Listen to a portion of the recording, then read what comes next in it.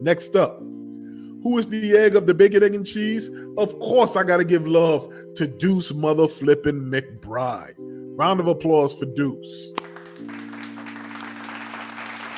Look,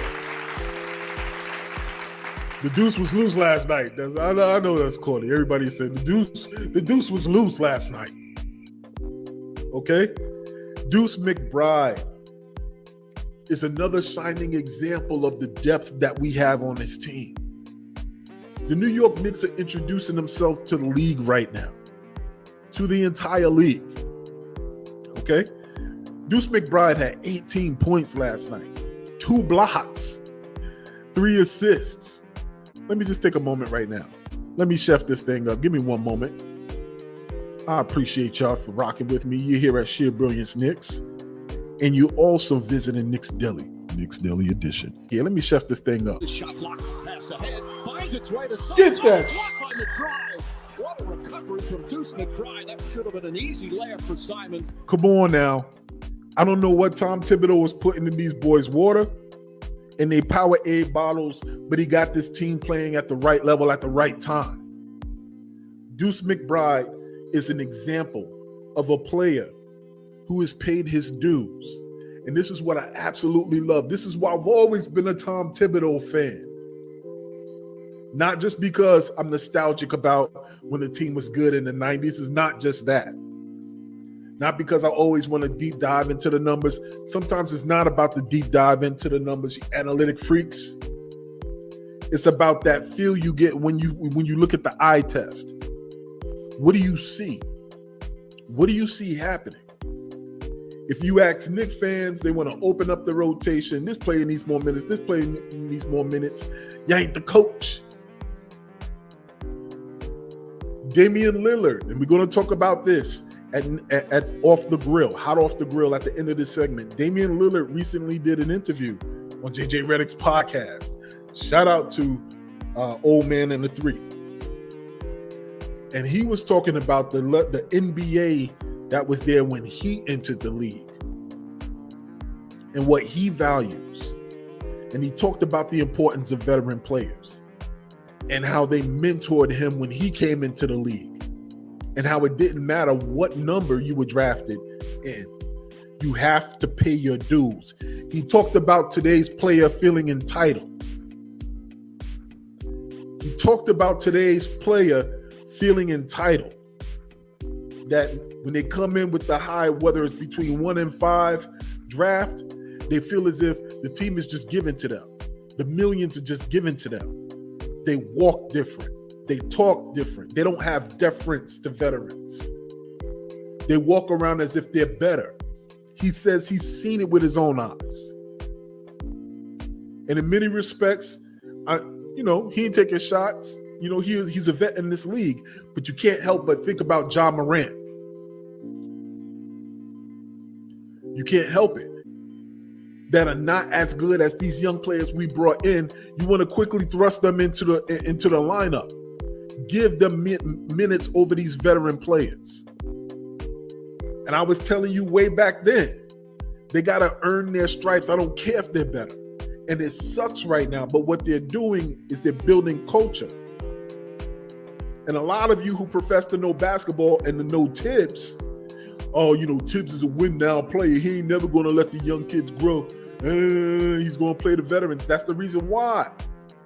Eventually, those young players, if they stick it out and they work hard and they follow all of the rules that are in place, they will one day become veterans. Now is the day.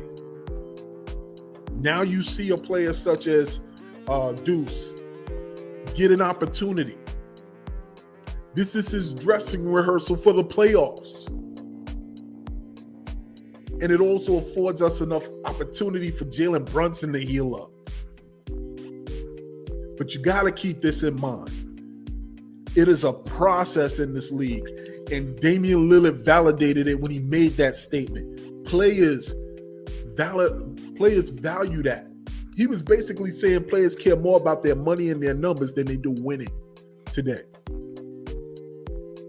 So for those of you who wonder whether or not there's going to be a superstar who looks to come to New York, understand there are many players out there who value what it is we're doing right now.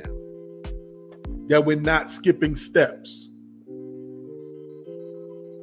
And Deuce McBride, his performance in recent days are an example of that, a blatant example of it, that we're not skipping steps. He's paid his dues. So now he could go in the locker room in front of the vets and not feel uncomfortable because he thinks he's been given an opportunity he didn't earn. That man played hard in practice. You never saw him come out with words negative against the coach or the playing time. And we're going to get into that, Money Making Mitch. We're going to talk about that. But he's done things the right way, and he's given an opportunity. He was given an opportunity by us sticking with him. Even when his three-point shot looked a little bit off, not last night, not in recent days. His confidence is there. And the confidence we know comes with more playing time, but it comes with continuous trust from your teammates. No matter how many shots you miss, keep feeding that boy the ball if he's open. And play defense.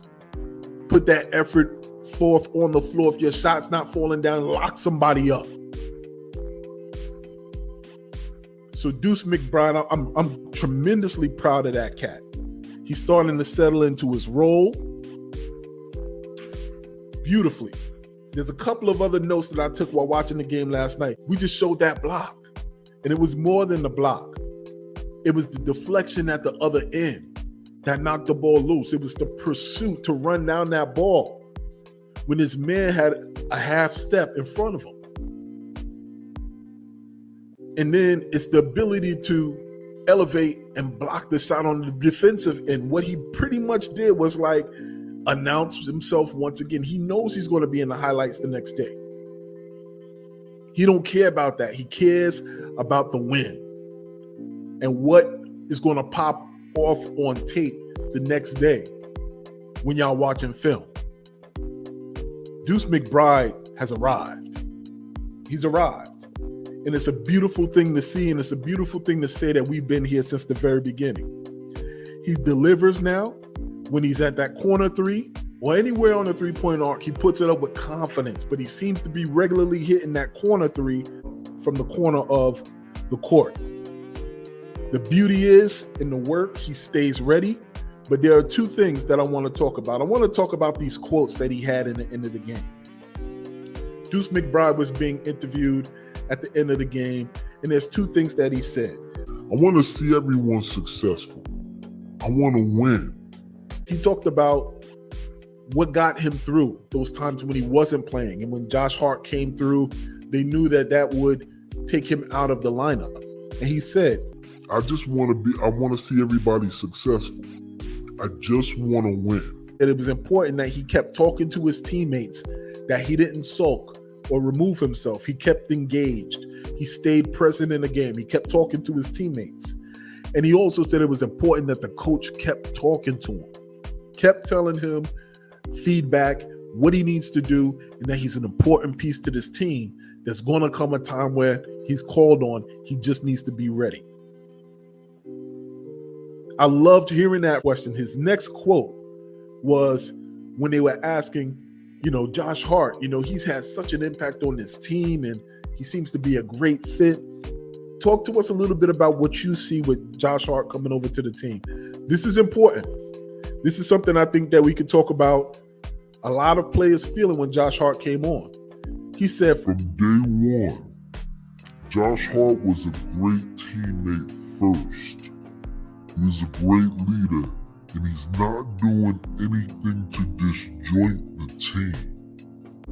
I thought that was critical. I thought that was a critical statement. When he said not doing anything to disjoint the team, that's important because every one of those teammates knew, especially the young ones, that Josh Hart was a friend of Jalen Brunson. So the natural inclination is, once again, that a player will come in, skip steps, hop over some players who really were working hard to get their positions in order to get playing time because he's a friend of the point guard. So when he says something like he didn't do anything to disjoint the team, that's important. That's saying that he must have come in and talked to everybody and said, my play is going to determine whether or not I get minutes. I'm here for the team. I'm not trying to step on toes or young bro nobody. I loved hearing that because that's something I don't think a lot of people talked about with Josh Hart coming in. How did the young players feel whose minutes may have been diminished? So once again, Deuce McBride, man, put in the work. His work is finally showing. And I want to give a shout out to Deuce mother flipping McBride, who is the egg of the bacon, egg, and cheese.